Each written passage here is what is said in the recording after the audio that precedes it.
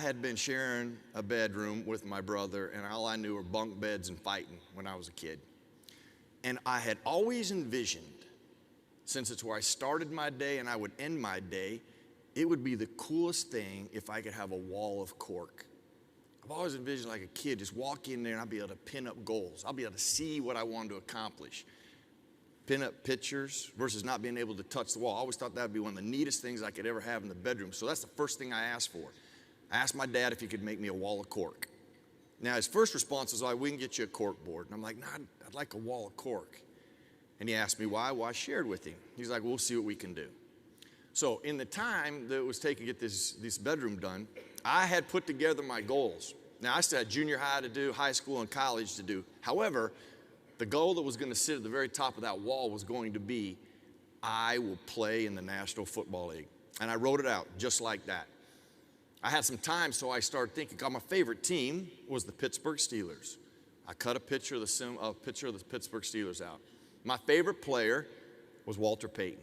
I found a picture of him, I cut that out. I haven't cut a symbol of the National Football League out. And I was going to decorate that goal.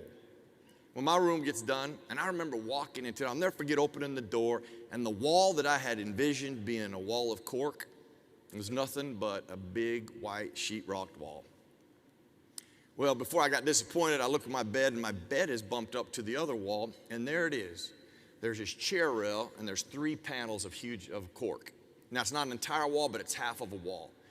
Better than a cork board, not an entire wall, but it was good enough.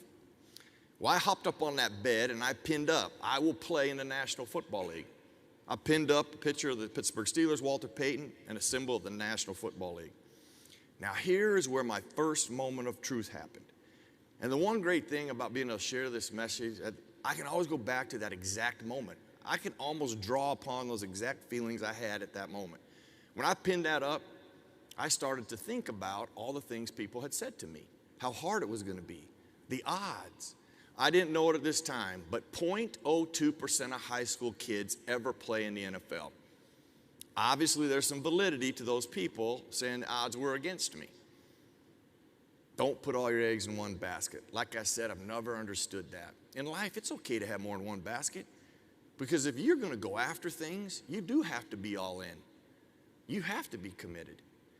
And like I said, at age 12 and at age 8, I was smart enough to know the people that said it was impossible, well, they were lying. I've been watching people on television doing it. But the more I thought about those things they said, the more I will play in the National Football League was nothing more than words on a wall. Those things consumed me. And the more I focused on it, the more I started to believe in it. Here's where the first moment of truth ever happened in my life, and I'm grateful for it. Those words, find a way, popped into my head. I remember find a way.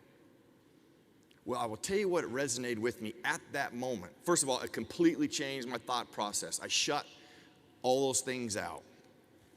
And the word I always refer to that still resonates with me today, action.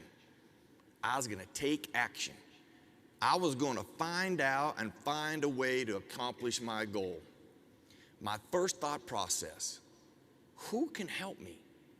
Who's doing it and who's doing it well? Well, it didn't take me long to figure that out. My favorite player is Walter Payton. I'm like, he's got to have done something, gonna do something that could help me. I've watched Walter Payton play. I've heard him do interviews, but there's got to be something. Now, I'll tell you this, those words resonated with me at such a degree. I had these extra 8x10 cards. I got down and I wrote the words, find a way. I moved all my goals down, an 8x10 card, and at the top of that wall for a decade, they'd sit there and resonate with me. Because there are many days I walked in that room, I didn't win. There are many days I walked into that room discouraged. And every time I looked over there, it resonated action. It inspired me to stay on the journey.